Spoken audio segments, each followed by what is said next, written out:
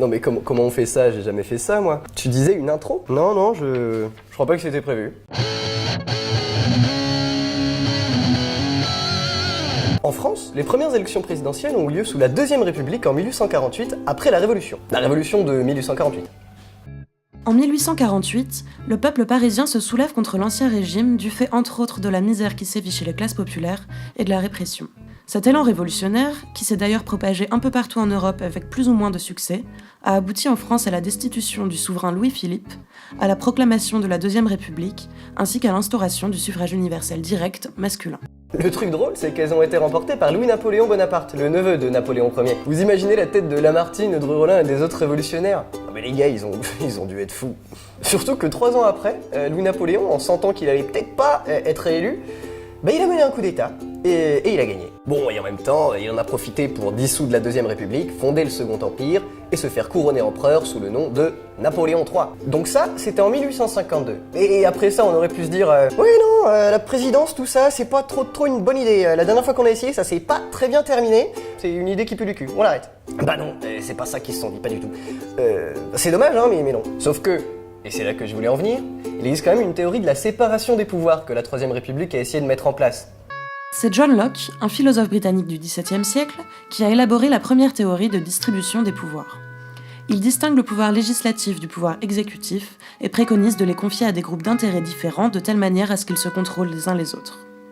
Montesquieu le reprendra un peu plus tard pour mettre en évidence l'importance d'un troisième pouvoir, le pouvoir juridique. Si la séparation des pouvoirs est pour eux si importante, c'est parce qu'il s'agit de l'un des principes qui définit la démocratie. C'est pour ça qu'en France, normalement, le pouvoir d'écrire les lois est confié à l'Assemblée nationale et au Sénat, celui de les appliquer au président de la République et à son gouvernement, et celui de les faire respecter aux tribunaux et aux différentes cours de justice. Et si chacun de ces pouvoirs est indépendant, alors personne ne peut à la fois écrire une loi, la mettre en vigueur, et sanctionner ceux qui ne la respectent pas. Si l'on admet que la démocratie suppose de choisir, de révoquer et de contrôler ceux qui nous gouvernent, eh bien ce choix est particulièrement limité. La possibilité de révoquer ceux qui nous gouvernent est quasi nulle. Quant au contrôle réel, il dépend de la séparation des pouvoirs et aussi... Lui, c'est Thomas Guénolé, c'est un intellectuel engagé qui a enseigné à Sciences Po et à HEC, qui entre autres a publié le petit guide du mensonge en politique et la mondialisation malheureuse. Cette conférence a été donnée à la Sorbonne sur le thème des démocraties au XXIe siècle. Le pouvoir exécutif est censé être contrôlé pour éviter les abus de pouvoir. Et pourtant, vous avez la loi renseignement qui fait que le pouvoir exécutif, par le biais des services de renseignement, nous met tous sur écoute à l'heure où je vous parle. Il ne me semble pas que ce soit quelque chose de démocratique en termes de limitation des abus de pouvoir de l'exécutif. Nous sommes tous sur écoute. C'est un fait. Donc ce qu'on essaye de vous dire, c'est que la constitution de la Ve République, elle est pas tip-top en termes de séparation des pouvoirs, elle est même très mauvaise en fait. Parce que le pouvoir du président de la République, il va beaucoup trop loin. Alors bon, déjà il possède la charge habituelle de l'exécutif, il est chef des armées, responsable des relations internationales, et chargé de l'application des lois, ça c'est la base. Alors par contre, ce qui respecte moins la séparation des pouvoirs, c'est qu'il dispose aussi d'une partie du pouvoir juridique.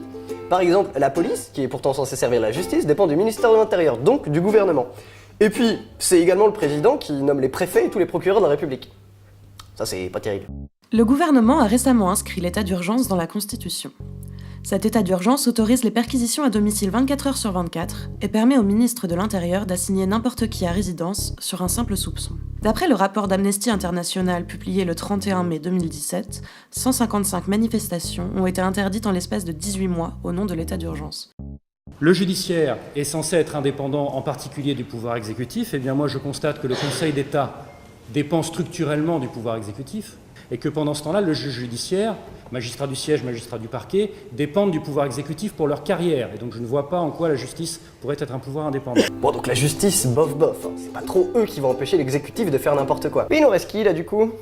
Enfin, le pouvoir législatif, c'est notoire, et je crois qu'il y a beaucoup d'étudiants en droit dans la salle. Le pouvoir législatif, sauf erreur de ma part, est un parlement croupion, hérité de la Ve République, qui, je vous le rappelle, a procédé d'un coup d'État militaire.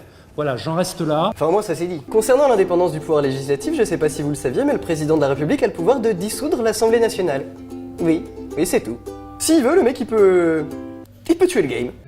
En réalité, le président n'a même plus besoin de dissoudre l'Assemblée nationale. Depuis le passage au quinquennat en l'an 2000, les législatives ont systématiquement lieu 1 mois et demi après les présidentielles. Ce sont donc toujours les mêmes qui gagnent les deux. Depuis l'année 2000, le parti du président est toujours largement majoritaire à l'Assemblée. En général, les députés ne votent pas contre les lois proposées par leur chef. Ils lui abandonnent leur pouvoir d'écrire les lois. C'est cela qui fait dire à Thomas Guénolé que l'Assemblée nationale est un parlement croupion. Le dernier exemple en date, c'est celui de la loi travail. En 2016, le gouvernement impose par 49.3 une loi dont la majorité de l'électorat socialiste ne veut pas. Ce 49.3 fait l'objet d'une motion de censure. Bon, et puis si vous savez pas ce que c'est le 49.3, je sais pas, allez voir sur Wikipédia. Il y aura écrit abus de pouvoir en énorme. Enfin, si personne n'est passé derrière moi. Et vous savez combien de députés socialistes ont signé la motion de censure ? 29 sur 195, non mais... Bon, et puis il reste le Sénat, dont on n'a pas encore parlé. Comment dire ? Vous saviez qu'il y a eu des élections sénatoriales au mois de septembre ? Non, mais c'est normal, Tout le monde s'en fout. Ah mais ils ont vraiment un beau jardin, Mais on s'en fout, quoi.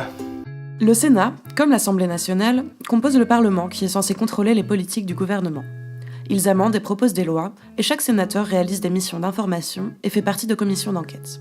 Le Sénat est composé de 348 sénateurs élus par 160 000 grands électeurs. Contrairement à l'Assemblée nationale, il ne se prétend pas parfaitement représentatif de la population française. Le fait que symboliquement, l'Assemblée nationale ce soit le peuple, c'est la raison fondamentale pour laquelle on appelle notre régime politique une démocratie. Voilà la composition du peuple par catégorie professionnelle et sociale, et voilà celle de l'Assemblée nationale. On est à ça. Nous, on pense qu'un président idéal, il devrait avoir ni programme ni projet. Parce que c'est pas son rôle que d'écrire les lois ou de transformer le monde. Ce rôle, c'est le nôtre. Et après, on pourrait se dire, mais est-ce qu'au final, on s'en foutrait pas un peu de tout ça, quoi ? Je sais pas. Mais ce que je sais, c'est que c'est nous qui sommes le monde. Et demain, il pourrait peut-être être exactement comme on voudrait qu'il soit. Élection sans idéal, mais quelle tristesse, ça n'a pas de sens et c'est sans cœur comme leur promesse soit pas cynique, car cette issue n'est pas fatale. Faut enchanter la politique par l'idéal. Être libre, ce n'est pas choisir ses chaînes. Démocratie sans liberté mène à la haine. Où est ta gloire? Retire tes fers. Quand les lumières nous ont quittés, sont nos espoirs qui nous éclairent.